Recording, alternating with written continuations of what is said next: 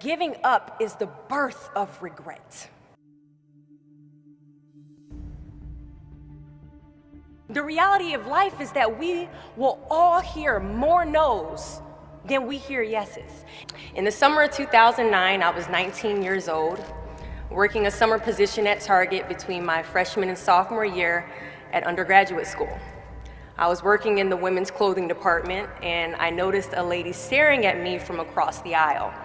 I figured she probably had a few screws loose, so I attempted to ignore her very intense stares. She eventually manages to make her way a little bit closer and closer to me where I was working until she eventually walks up to me and says hello. I say the famous Target quote, which is, "Hi, may I help you find something?" She then asks me, "Were you born in this country?" And I was immediately offended. And I said, "Yeah, I was born in this country." And then she says, "Do you have any kids?" I said, "No, I don't have any kids." She then asked me if I was married, and then I said, "No, ma'am, I am not married." She says, "How old are you?" I said, 19. "May I help you find something?" She then says, "You are the most beautiful girl I have seen." And I said, "Oh, thank you."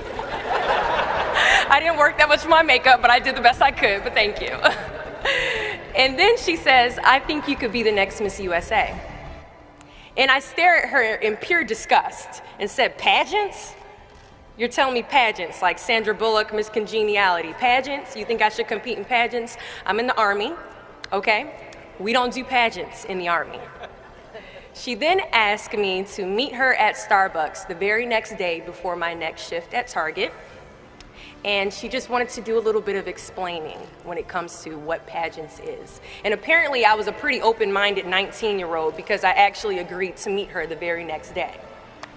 The next day she brought this foot-tall stack of pageant books and proceeds to convince me to enter into a state pageant 3 months later. For those who do not know, when it comes to Miss USA, you have to win your state first, okay?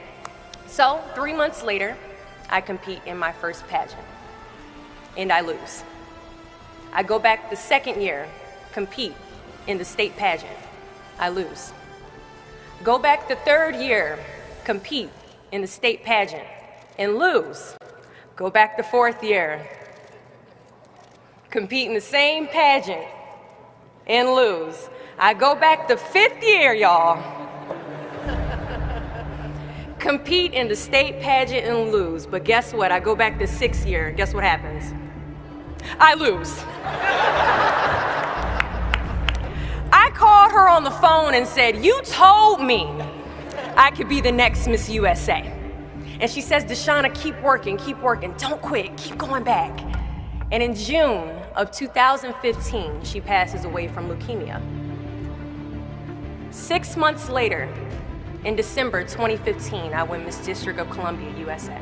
And 6 months after that, in June of 2016, I become the first soldier to win Miss USA. Giving up is the birth of regret. Giving up is something I did a lot of growing up, and I don't think I really challenged myself to stick anything through until I joined the track team in middle school. I remember having to ask my mom after tryouts and making it to the team for my very first pair of track shoes. Now at the time, she walks into our house and she has a bag that has a nice Nike check sign on it, so I get excited because I wasn't getting new shoes very often.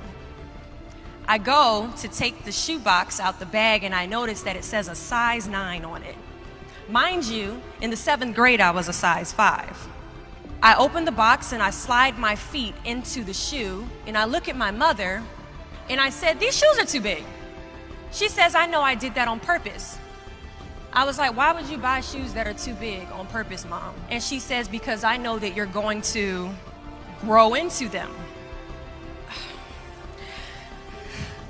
Coach has us line up on the starting line and he wants us to run a lap around the track. As we go to take off, I immediately fall to the ground, twist my ankle because the shoes are entirely too big. See, I couldn't run at the speed that I wanted to because I didn't fit the shoes I was wearing at the time. Now, many of us have goals we're trying to achieve, but the person we are right now is not the person that we need to be when we cross the finish line to our dreams. So we must walk and pace ourselves on this journey to our goals, because we haven't grown enough in ourselves to fit the shoes that we need to achieve our aspirations.